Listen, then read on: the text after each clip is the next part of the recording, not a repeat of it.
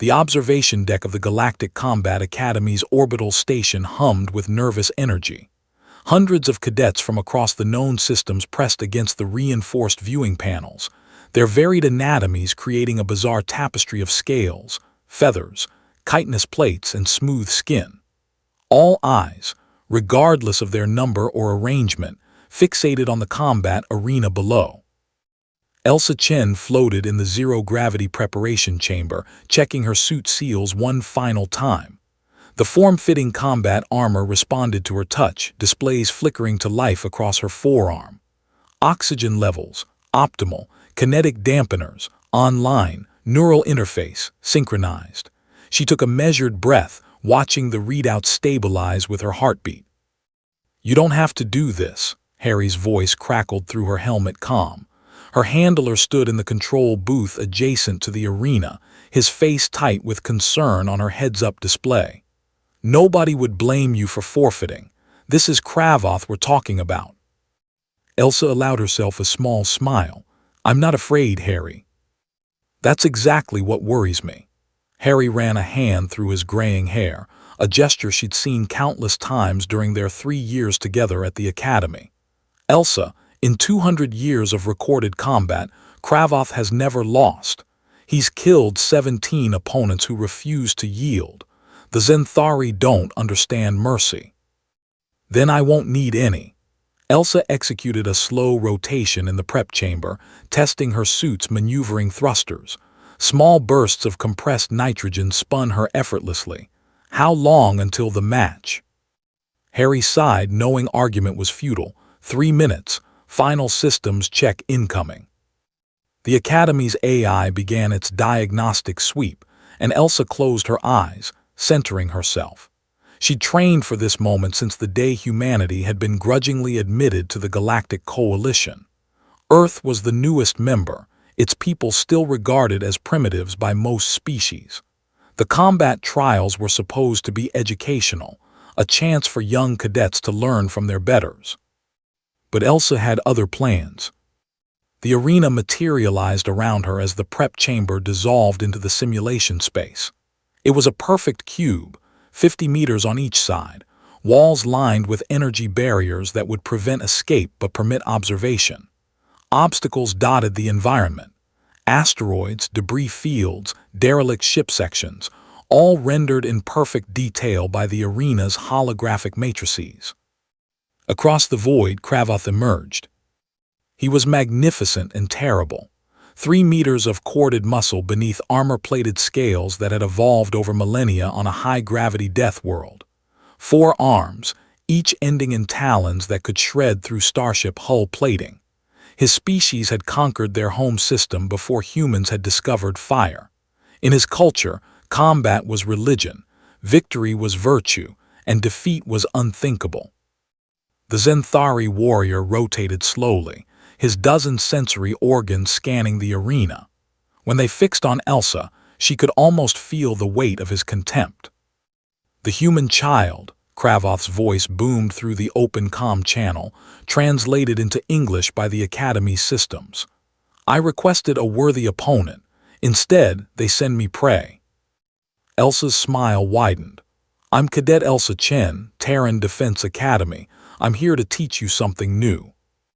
A rumbling sound emerged from Kravoth that might have been laughter. Arrogant for one so fragile. What could a human possibly teach the undefeated? How to lose. The arena klaxon sounded, and combat began. Kravoth launched himself forward with explosive force, crossing 20 meters in a heartbeat. His species had evolved for exactly this, rapid, overwhelming assault. But Elsa wasn't there anymore. She'd anticipated his trajectory, used her thrusters to vector perpendicular to his approach.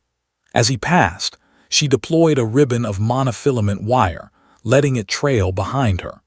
Kravoth's armor sparked as he brushed through it, the molecular thickness blade unable to penetrate his natural plating but leaving a glowing score mark. "Tricks," Kravoth spun with impossible agility for his mass, adjusting his vector with practiced ease. "You cannot hide in this arena, little human." "Not hiding," Elsa replied, already moving again. thinking. She dove into an asteroid cluster, weaving between tumbling rocks with precision that made Harry's breath catch. Humans weren't the strongest species, or the fastest, or the most heavily armored. But 3 billion years of evolution had given them something else, the most energy-efficient brain in known space, capable of predictive modeling that bordered on precognition. Elsa saw the pattern of the asteroids, calculated their trajectories, and knew exactly where Kravoth would be in 3 seconds. She placed a kinetic mine on a rock, set the timer, and was already escaping when Kravoth burst through the cluster. The explosion wasn't meant to harm him. His armor would deflect it easily. But it didn't need to. The blast altered the rotation of a dozen asteroids, creating a cascade that forced Kravoth to dodge, to react rather than act. For the first time in his career, he was responding to a prey species' tactics. Clever, he admitted, regaining his position. But cleverness cannot overcome strength. This is the lesson of the galaxy. The strong dominate, the weak serve. Elsa positioned herself near a derelict ship section, magnetic boots locking to its hull. That's old thinking, Kravoth. The galaxy is changing. He charged again, learning from his previous attempt. This time he varied his approach, using debris for cover, demonstrating the tactical acumen that had made him legendary. But Elsa had spent 3 years studying his fights, analyzing every movement, every decision. She knew he favored his upper left arm by a fraction of a second, knew he always recovered from a missed strike by rotating clockwise, knew that Zenthari combat doctrine emphasized honor and direct confrontation above all else. As he closed, Elsa activated the ship section's emergency thrusters, systems she'd surreptitiously rerouted during her positioning. The hull segment lurched, and Kravoth, committed to his attack, couldn't adjust in time. He impacted the spinning metal, his momentum carrying him into a violent tumble. Elsa was on him instantly. Not to strike, she knew her weapons couldn't penetrate his armor. Instead, she deployed adhesive foam across his primary visual organs, blinding him. Then she entangled his limbs with carbon fiber nets, not strong enough to hold him for long, but enough to disrupt his recovery. "You fight without honor," Kravoth roared, tearing through the restraints. "I fight to win," Elsa countered, already repositioning.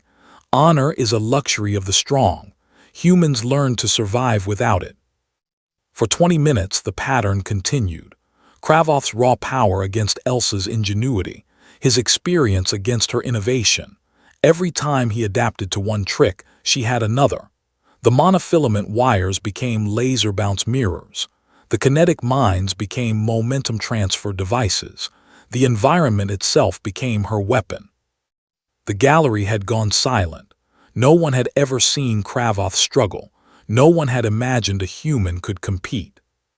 Harry watched the readouts, seeing Elsa's oxygen levels drop, her suit's power reserves dwindle. "Elsa, you've made your point. You can yield with honor now." "Not yet," she breathed, breathing hard. Her muscles ached from the constant maneuvering, her mind stretched to its limits, maintaining the tactical calculus that kept her alive. Kravoth floated in the center of the arena, his armor scarred and scored but unbroken. "You are skilled, human, more than I anticipated, but you tire. Your resources deplete. Eventually you will make a mistake and I will end this." Elsa checked her chrono, 23 minutes. Her suit had maybe 5 minutes of maneuvering fuel left. She'd accounted for this. "You're right," she said, and for the first time stopped moving. She faced him across the void, arms at her sides. "I can't beat you, Kravoth. Not in strength, not in endurance. By every metric your species values, you're superior." The warrior regarded her warily. "Then you yield." "No," Elsa's smile was radiant. "I'm teaching you the final lesson. Humans don't fight to win every battle. We fight until the war is over, and this war you've already lost." Kravoth's confusion was evident in his posture. What nonsense! The arena timer hit 25 minutes. The match parameters, set by galactic combat regulations, declared that any bout exceeding this duration without a clear victor would be ruled a draw. The first draw in Kravoth's 200-year career. The klaxon sounded, the match was over. The gallery erupted, some in outrage, others in amazement. Harry slumped in his chair, relief and pride warring on his face. Kravoth stared at Elsa across the dissipating arena, and for a long moment neither moved. Then, slowly, he executed a gesture that made the entire galaxy watching hold its breath. The Zenthari salute of respect, reserved only for worthy opponents. The galaxy is indeed changing, Elsa Chen. His voice was quiet now, almost contemplative. Perhaps there is wisdom in surviving, even without honor. Elsa returned the salute, her exhausted body barely able to complete the gesture. There's honor in recognizing when the old ways need updating, Kravoth. That takes more courage than any fight. As the simulation faded, and the real world reasserted itself, as media across 1,000 worlds began analyzing humanity's first non-defeat against the galaxy's greatest warrior, Elsa floated in her prep chamber and let herself finally relax. Harry's voice came through, thick with emotion. "You did it. I can't believe you actually did it." "I told you, Harry," Elsa smiled, closing her eyes. "I wasn't afraid." "No," her handler agreed, watching the galactic news feeds explode with humanity's name.